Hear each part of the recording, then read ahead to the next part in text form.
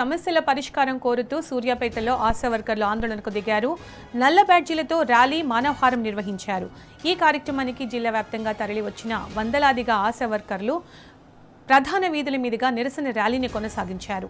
CM Revanth ఎన్నికలకు ముందు ఆశలకు ఇచ్చిన హామీలు అమలు చేయాలని డిమాండ్ చేశారు. ఇచ్చిన మాట ప్రకారం 18,000 వేతనం ఇవ్వాలని పట్టుబట్టారు.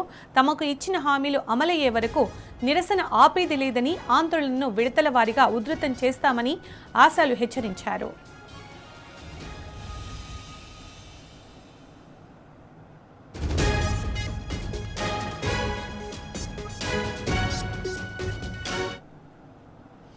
దీనికి సంబంధించిన పూర్తి సమాచారం మా ప్రతినిధి రాము అందిస్తారు. రాము, సమస్యల పరిష్కారం కోరుతూ సూర్యాపేట, నిర్మల్ జిల్లాలో ఆశా వర్కర్లు ఆందోళనకు దిగారు కదా, అప్డేట్స్ ఏంటి దీనికి సంబంధించి?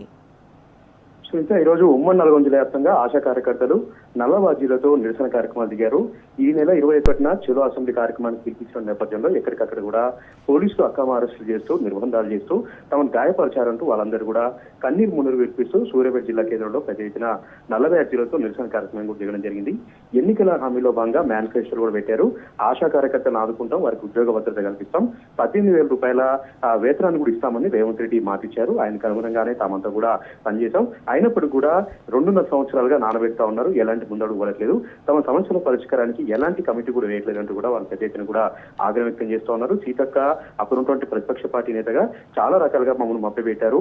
18,000 రూపాయల వేతనంతో పాటు తమకు సంక్షేమ కార్యక్రమాలు, PF, GPF లాంటి పథకాలు అమలు చేస్తామని ఎన్నోసార్లు మాటిచ్చారు. కానీ ఇప్పుడు మంత్రి అయిన తర్వాత సీతక్క నోట్ల నుంచి మాట రావట్లేదు, ప్రభుత్వం నుంచి కూడా ఎలాంటి ముందడుగు పడట్లేదు.